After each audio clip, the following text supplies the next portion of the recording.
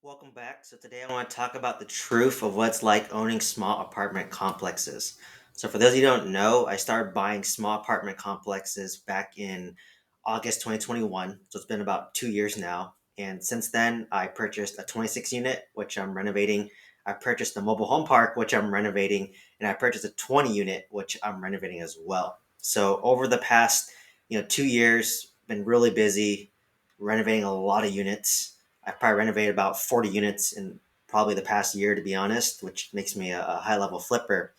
But I think one misconception that people have with small apartment complexes, and I had this too, right, was when you buy it, you think you're going to cash flow day one, and I think conceptually on paper when you underwrite it, it does cash flow on paper, right? That's why the lenders lend on it because they lend on based on net operating income. So that's income minus expense. So your rents minus your expense, whatever's left over, that has to be 25% greater than what your debt service is. So if your monthly mortgage payment or debt service is $1,000 a month, then your NOI must be at least 25% higher, which is 1,250, right? So income minus expense must be 1,250, which is 1.25 higher than your debt service. So on paper, that's what you need in order for the bank to lend on it, in order for it to make sense cash flow wise. But in the reality, and this is based on my experience, and keep in mind this is C class value add apartment complexes. If you're doing what I'm doing and you're trying to buy small apartment complexes off market from mom and pop, do it yourself without many partners. The reality is you're going to be buying a smaller C class, 5 to maybe 50 unit apartment complex that you're buying from, a tired landlord, someone who wants to retire, someone who's in a distressed situation. So, with these deals, where you kind of make your money isn't necessarily the cash flow immediately. It's more about the forced appreciation that you get, right? So, for example, for me, when I underwrote the property, I had a 10% cash on cash return day one, with 25% down.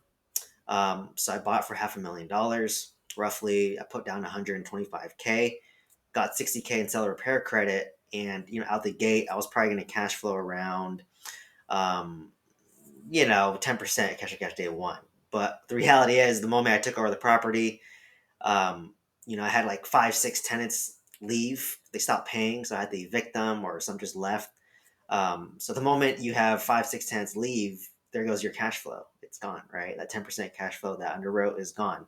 Also, when you take over the property, tenants are gonna make repair requests because maybe the last owner, when you're going through that whole selling process, the owners may not fix things. They'll try to defer it as long as possible, until the new owner takes over, and then you have to take care of it yourself, right? Like I've seen on both ends. I'm currently doing that for my mobile home park, which I'm trying to sell. To be honest, I'm trying to just get by and spend as little money as possible until it's sold to the new owner, and then they'll take care of everything, right? So I've been on both ends. I've been on the selling end where I'm trying to not fix things. Obviously, if it's a safety issue, I have to take care of it. But if you can kind of get away with a little more time, that's what you're doing. So, but I've also been on the buying end when I bought it. There's a lot of deferred maintenance. So between tenants leaving and not paying, and then the maintenance issues, like your 10% cash and cash returns out the window, right?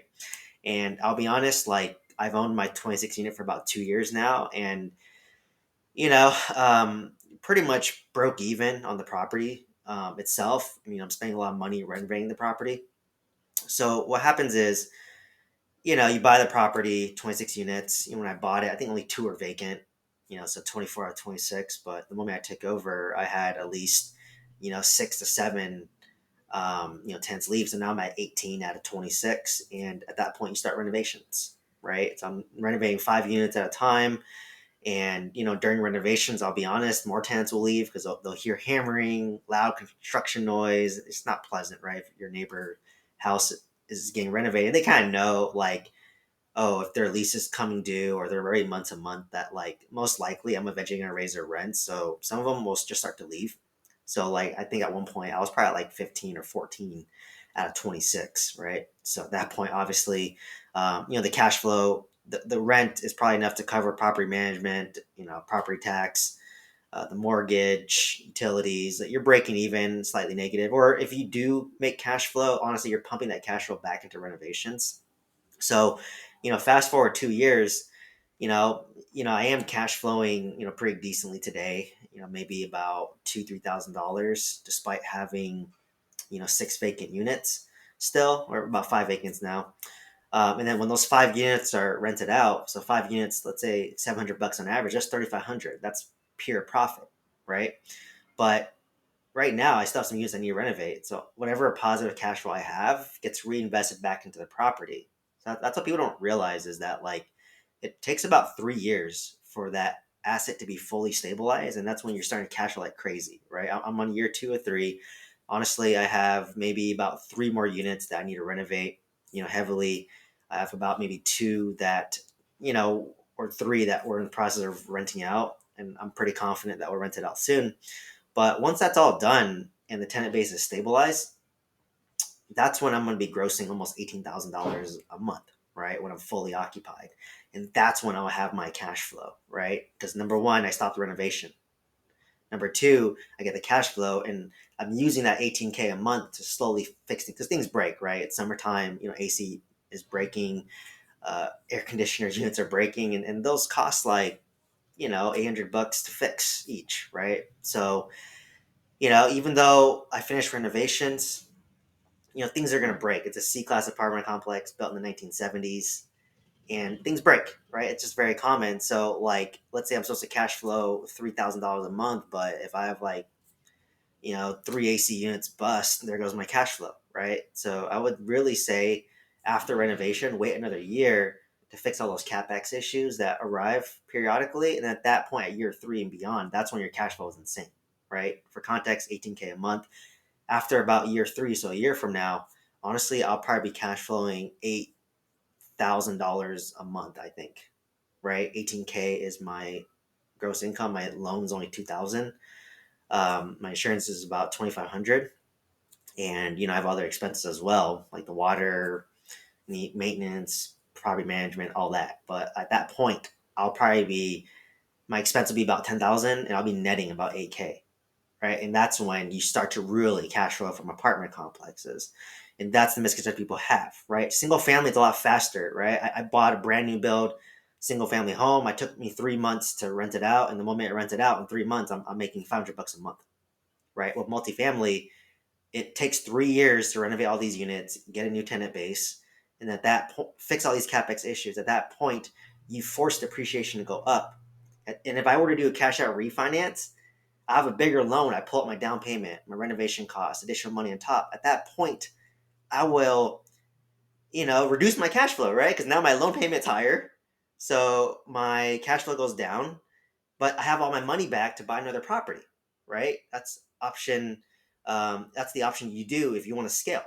And that's how you scale about putting any more money in the deal, right? I'm getting back my down payment, getting back my renovation costs, getting money on top, using that to buy another property. And it's pulled out tax free, right? Versus on the flip side, let's just say I don't want to cash out refinance, and I actually can take that cash flow, the 8K, and pay down my loan. My loan's only $2,000 a month, right? So I can pay off this property in with a 360K loan in about 4 or 5 years of extra payments.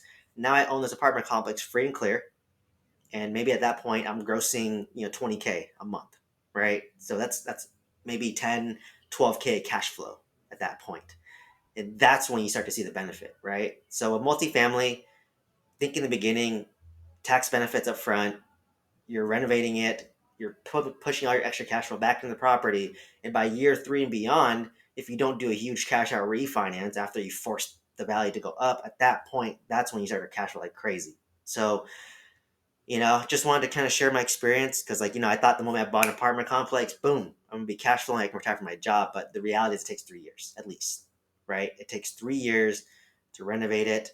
If I and I could have gone faster to be honest, but I was just trying to like break even and renovate 5 units at a time. But some larger operators, they could just like vacate all the tenants, renovate all the units real fast, and then rent it out. But for me, I kind of wanted to break even and do it slowly, right? So because of that, it took 3 years. But if you want to go full force, full steam, I probably could be done by now, right? Or maybe in a year and a half.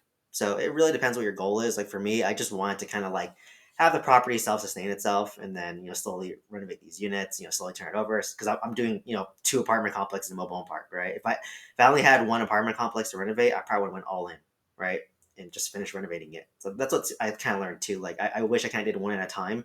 Just finish one apartment complex. Once it's done, buy another apartment complex. Finish that one. Once it's done, then buy another one, right? But I bought three within 8 months, and I'm renovating all three. And because of that, I kind of have to go a little bit slower, because I don't want to run out of money, right? Because like things go over budget, things get more expensive. So that's just kind of the what I kind of learned. Obviously, we live and learn, right? I'm still young. I'm still new to multifamily, but like I'm very excited for the next year because I want to finally see the fruits of my labor. It's been a long 3 years. I haven't really cash flow on this 26 unit, but this is going to be my cash cow, right? And at this point, once you start raising rents by $50 a unit times 26 units, at that point you're adding 1,000 to 1,200 in cash flow a month, right? So that's when it gets really powerful, and that's when it gets life changing. So, kind of bottom line, when you buy a multifamily, initially you're actually going to feel poorer because you're pumping all your money back into the asset. You're asset rich, cash poor. But after around 3 years plus, that's when the cash flow starts to become really insane. So if you were to get one thing from this video is when you buy your first apartment complex, your first multifamily that's 5 to 50 units, expect the first 3 to 5 years to kind of be breaking even. But after that point, once you renovate everything, you got new tenants, you fixed all the capex issues, at that point, that's when you will start to get the benefit of your fruit. So that's why it's very key to have a long term outlook with real estate, and to stay the course. Don't get discouraged. Like I'll be honest myself. I feel the poorest I ever felt despite owning the most apartment complexes because I'm dumping all my money back into my asset. I'm not reaping any of the benefits today, right? So that's what I mean by give up short term convenience for long term reward and gratification. So hopefully you found value from this video. Hope to see you in the next one. Thank you so much. Bye bye.